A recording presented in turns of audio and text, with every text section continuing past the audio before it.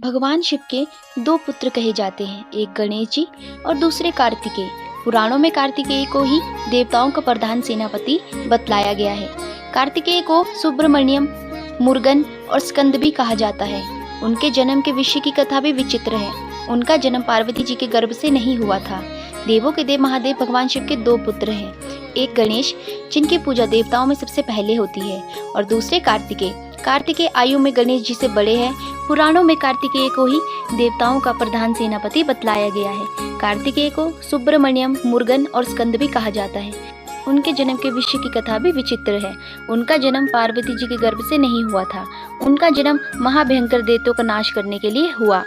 स्कंद पुराण के अनुसार भगवान शिव के दिए वरदान के कारण अधर्मी दैत्य तारकासुर अत्यंत शक्तिशाली हो चुका था। वरदान के अनुसार केवल शिव पुत्र ही उसका वध कर सकता था।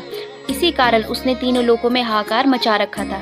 इसलिए सारे देवता भगवान विष्णु के पास जा पहुंचे। भगवान विष्णु ने उन्हें सुझाव दिया कि तारकासुर के द्वारा शिव पुत्र से मारे जाने के वरदान के कारण वे कैलाश जाकर भगवान शिव से पुत्र उत्पन्न करने की विनती करें। भगवान विष्णु की बात सुनकर समस्त देवगण जब कैलाश पहुंचे तो तारकासुर का वध का रहस्य काम रहित शिव पुत्र से होना जानकर भगवती पार्वती जी के अंदर से तेज पुंज निकला जो शिवजी जी में समा गया।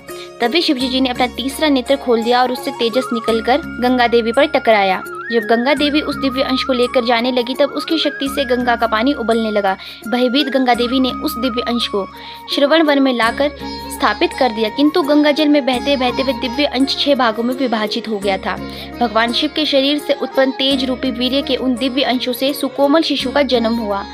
उस वन में विहार करती 6 कृतिका कन्याओं की दृष्टि जब उन बालकों पर पड़ी तब उनके मन में उन बालकों के प्रति मातृत्व भाग जागा और वो उनको लेकर उनको अपना स्तनपान कराने पहुंची तो 6 सिर प्रकट हो गए।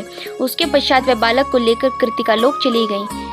वह उनका पालन पोषण करने लगी। जब इन सब के बारे में नारद जी ने शिव पार्वती को बताया तब वे अपने पुत्र से मिलने के लिए व्याकुल हो उठे। वह कृतिका लोक चल पड़े।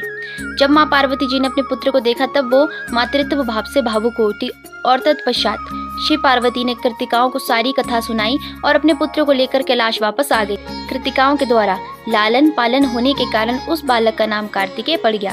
कार्तिकेय ने देवासुर संग्राम का नेतृत्व कर राक्षस तारकासुर का संहार किया। प्राचीन ग्रंथों के अनुसार एक बार ऋषि नारद मुनि एक फल लेकर कैलाश गए। दोनों गणेश और कार्तिकेय में फल को लेकर प्रतियोगिता आयोजित की गई, जिसके अनुसार विजेता को फल मिलेगा। जहाँ मुर्गन ने अपने वाहन मयूर से यात्रा की, वहीं गणेश जी ने अपनी माँ और पिता के चक्कर लगाकर आशीर्वाद प्राप्त कर फल प्राप्त किया, जिस पर मुर्गन निवृत्ति प्राप्त कर सगुण अवतार रूप में कैलाश से दक्षिण भारत की ओर चले गए।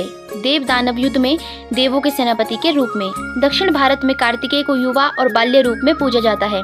रामायण महाभारत तमिल संगम में वर्णन है उनका। तारकासुर वध के बाद कार्तिकेय को देवताओं से सदैव युवा रहने का वरदान प्राप्त हुआ। शिव पुत्र भगवान कार्तिकेय दक्षिण भारत में मुर्गन स्वामी, सुब्रमण्यम स्वामी, कुमार, शानमुख जैसे कई नामों से जाने जाते हैं। माना जाता है कि कार्तिकेय अपने पिता भगवान शिव से किसी बात पर नाराज होकर दक्षिण की ओर चले गए थे और फिर वहां बस गए। शायद इसलिए उत्तर भारत की अपेक्षा दक्षिण भारत में भगवान कार्तिकेय को लेकर कई कहानियां प्रचलित है।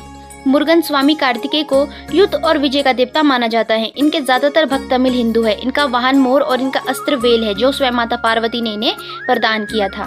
केवल दक्षिण भारत ही नहीं, श्रीलंका और मलेशिया में भी इनके प्रसिद्ध मंदिर है। मलेशिया में मुर्गन स्वामी की सबसे बड़ी मूर्ति है। कई स्थानों पर इनके बाल स्वरूप की पूजा की जाती है, ठीक उसी तरह जैसे उत्तर भारत में भगवान कृष्ण के बाल स्वरूप की पूजा की जाती है। उत्तर भारत में जहां भगवान कार्तिकेय के अविवाहित होने के पीछे कई कथाएं प्रचलित है, वहीं दक्षिण भारत में भगवान कार्तिकेय मुर्गन स्वामी अपनी 2 पत्नियों के साथ विराजित हैं। देवसेना और वल्ली इनकी 2 पत्नियां हैं जो क्रमशः इच्छा शक्ति, क्रिया शक्ति का प्रतीक मानी जाती हैं। देवसेना इंद्रदेव की पुत्री हैं। माना जाता है कि जब कार्तिकेय ने देवताओं को असुरों के आतंक से मुक्त कराया था तो इंद्रदेव ने उपहार स्वरूप अपनी पुत्री उन्हें सौंप दी थी। वल्ली एक जनजातीय प्रमुख की बेटी है जिससे उन्होंने प्रेम विवाह किया था। अपने पूर्व जन्म में देवसेना और वल्ली दोनों बहनें थी। इन्होंने मुर्गन स्वामी को पति के रूप में प्राप्त करने के लिए तप किया था, जिससे प्रसन्न होकर मुर्गन स्वामी अगले जन्म में इनकी इच्छा पूरी करने का वरदान दिया था।